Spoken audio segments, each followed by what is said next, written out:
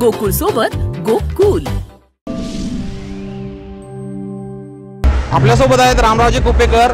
त्यांना विचारूया, चंदगडमध्ये लीड मिळालं, नेमक्या काय जोडण्या लागल्या होत्या, कसं नियोजन ठरलं? या निवडणुकीमध्ये सर्वप्रथम आपल्या कोल्हापूर जिल्ह्याला एक चांगला उमेदवार सर्व पक्षांच्या वतीने निवडण्यात आला आणि लोकांच्या मध्ये पक्षफोडीमुळे लोकांच्या मध्ये एक प्रचंड अशी चीड होती आणि त्याचं रूपांतर या ठिकाणी काँग्रेसचे उमेदवार आदरणीय छत्रपती शाहू महाराजांनी निवडून देण्यामध्ये झालं।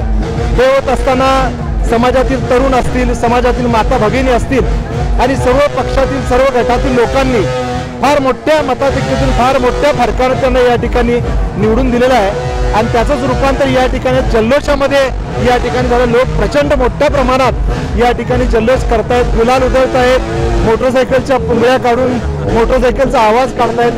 लोकांच्या मध्ये एक ना भूतो न भविष्यती असं एक आनंदाचं वातावरण या ठिकाणी पाहायला मिळतंय आणि खरोखर कोल्हापूर जिल्ह्यानं शाहू महाराज निवडून यावेत म्हणून जीवाचं रान केलं, रात्रीचा दिवस केला आणि हाताची काढं केली, याचंच फलित म्हणून महाराज प्रचंड मताधिक्याने या ठिकाणी निवडून आलेले आपल्याला पाहायला मिळतात। बाजूला अनेक दिग्गज नेते कोल्हापुरातले एकत्र झालेले, मात्र निवडक नेते हे महाविकास आघाडीचं नेतृत्व करत होते, त्यातून आपण ही मुसंडी मारले, श्रेय कोणाला द्या?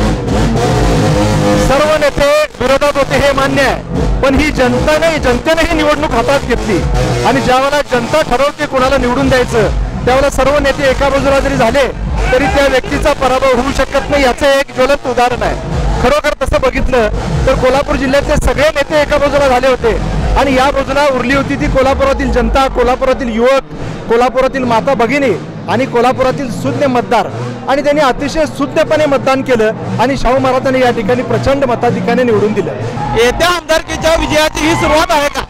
मी निश्चितपणे आपल्याला सांगेन, कोल्हापूर जिल्ह्यामध्ये 10 विधानसभेच्या जागा आहेत आणि आजचा निकाल पाहता कोल्हापूर जिल्ह्यामध्ये महाविकास आघाडीचे जास्तीत जास्त आमदार निवडून येतील यात मला कोणतीही शंका वाटत नाही। या विजयाचं श्रेय कोणाला द्याल, काय सांगा?